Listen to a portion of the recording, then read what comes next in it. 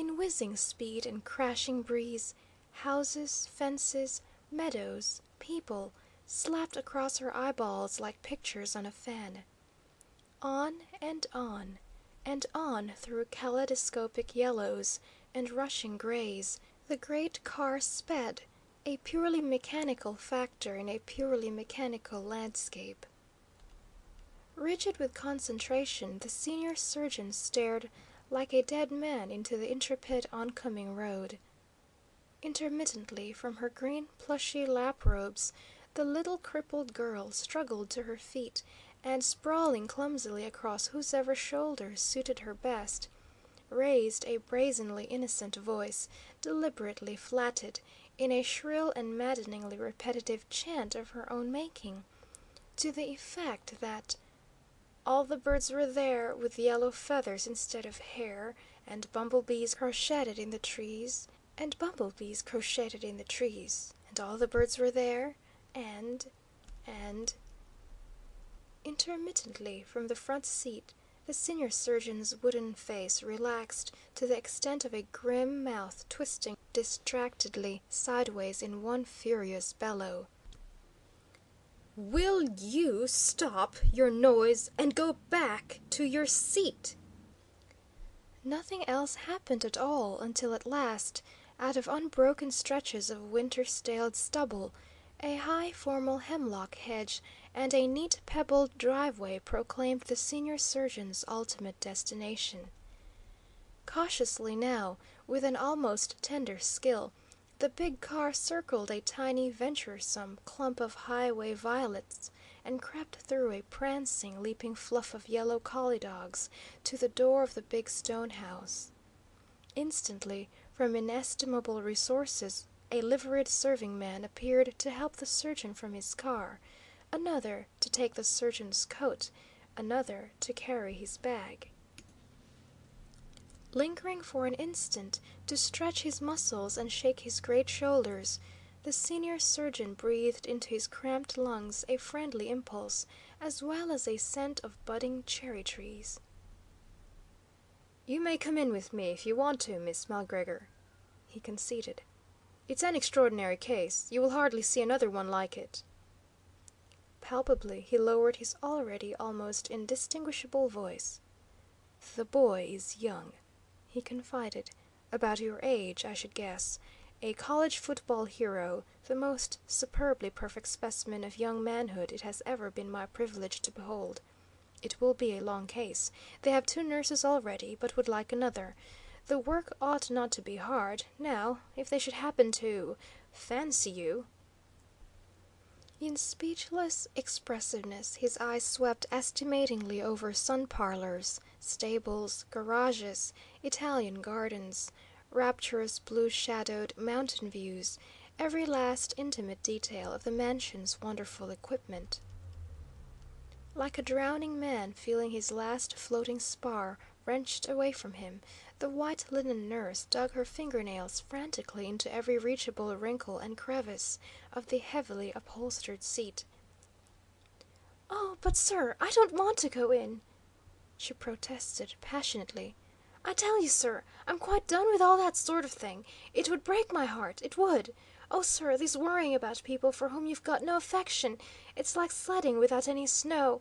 It grits right down on your naked nerves. It—" Before the senior surgeon's glowering, incredulous stare, her heart began to plunge and pound again, but it plunged and pounded no harder, she realized suddenly, than when in the calm white hospital precincts she was obliged to pass his terrifying presence in the corridor, and murmur an inaudible "good morning" or "good evening."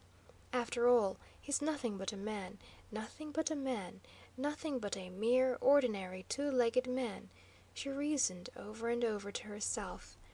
With a really desperate effort she smoothed her frightened face into an expression of utter guilelessness and peace and smiled unflinchingly right into the senior surgeon's rousing anger, as she had once seen an animal trainer smile into the snarl of a crouching tiger.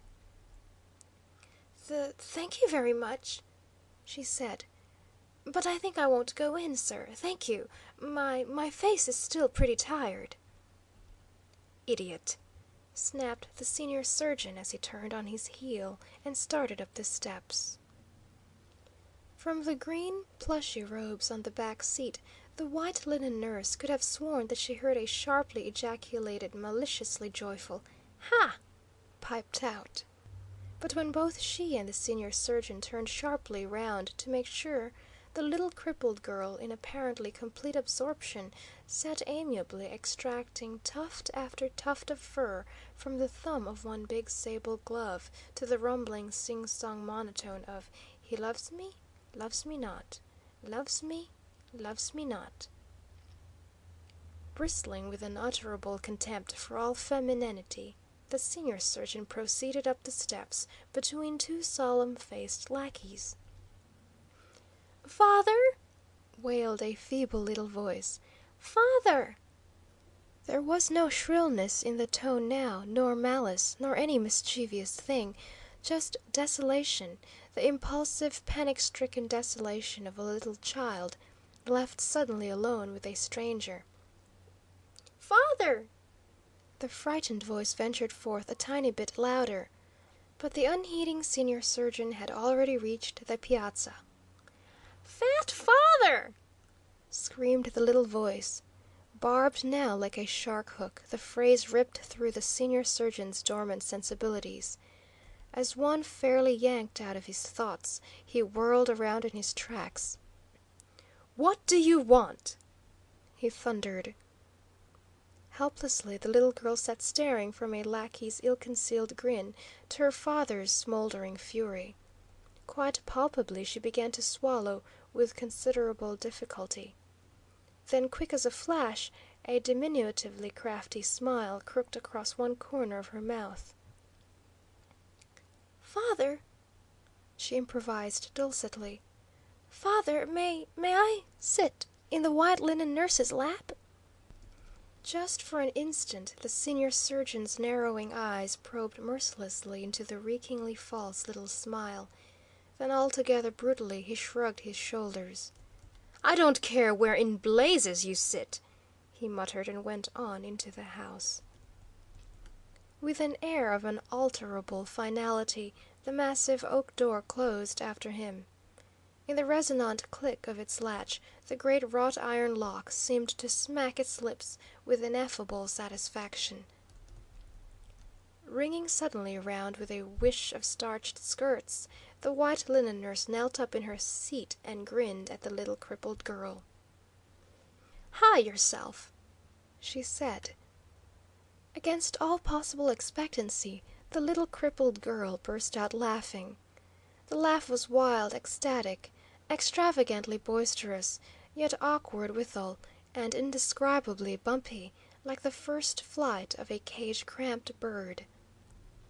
Quite abruptly, the white linen nurse sat down again and commenced nervously with the wrist of her chamois glove to polish the slightly tarnished brass lamp at her elbow.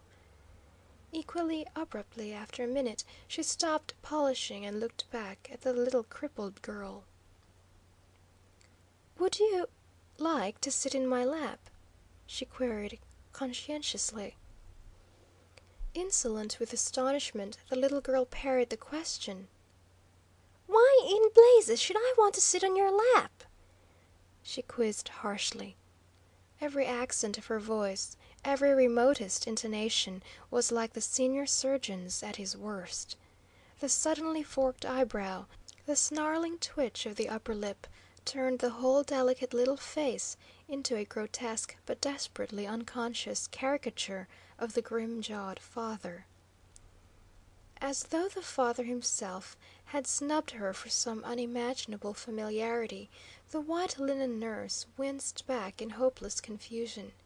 Just for sheer shock, short-circuited with fatigue, a big tear rolled slowly down one pink cheek. Instantly, to the edge of her seat, the little girl jerked herself forward. "Don't cry, pretty," she whispered. "Don't cry. It's my legs. I've got fat iron braces on my legs, and people don't like to hold me." Half the professional smile came flashing back to the white linen nurse's mouth. "Oh, I just adore holding people with iron braces on their